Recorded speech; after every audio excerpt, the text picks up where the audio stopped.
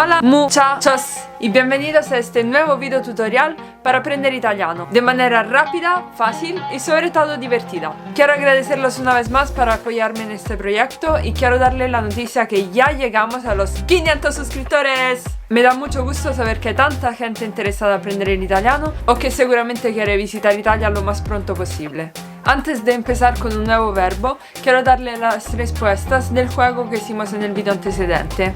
Si no lo viste, te lo dejo aquí arriba y en la descripción de abajo para que puedas hacerlo antes de seguir con las respuestas. El juego consistía en el completar 6 frases con las palabras faltantes. Vamos con la primera. Loro fanno i professori. Ellos son profesores.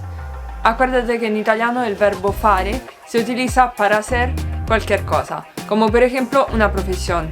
Fa la cameriera, ella es camarera. Como viste, siempre se pone el artículo entre el verbo fare y la profesión. Pasamos ahora a la segunda frase. Tu fai una pasta buonissima.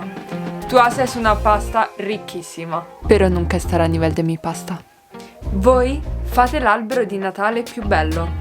Ustedes hacen el árbol de Navidad más hermoso. Io faccio colazione con lo smoothie. Io desayuno smoothie. Noi facciamo il compleanno lo stesso giorno. Nosotros cumplimos años el mismo día. De hecho, falta poco para mi cumpleaños. Ultima frase. Lei fa svenire i ragazzi con la sua bellezza. Ella hace desmayar los muchachos con su belleza. Perfecto, el verbo fare fue un verbo irregular. Vamos a ver ahora otro verbo irregular, que es el verbo dare, que significa dar.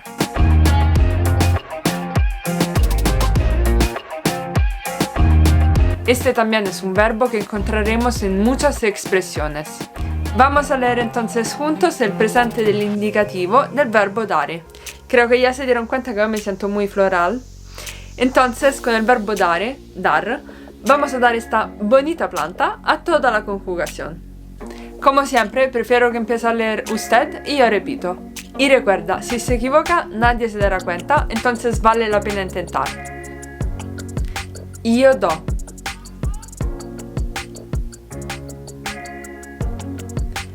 Tu dai.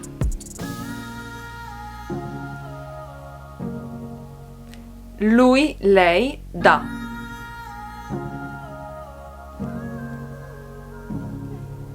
Noi diamo.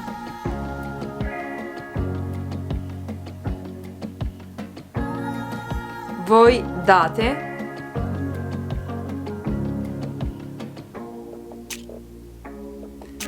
Loro danno.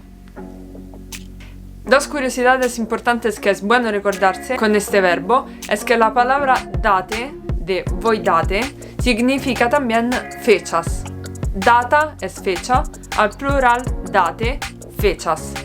Danno, de loro danno, significa también daño. Ho subito un danno alla mia máquina. Como vieron, se utiliza danno en ambos casos, que sea el verbo o un daño. Muy bien, observa ahora por los siguientes 10 segundos la conjugación del verbo dare.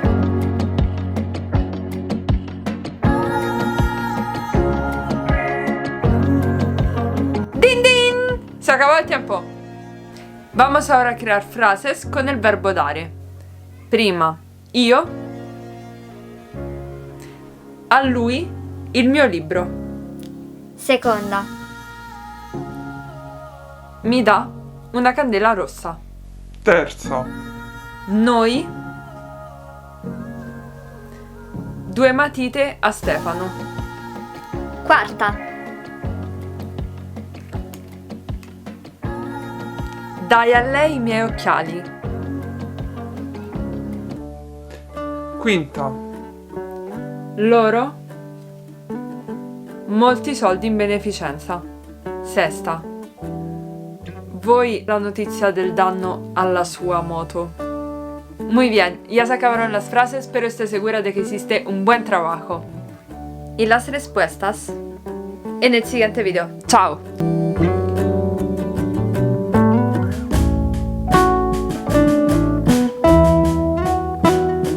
Numero 3. Noi diamo 2 matite. No, che cazzo ho detto la risposta, no?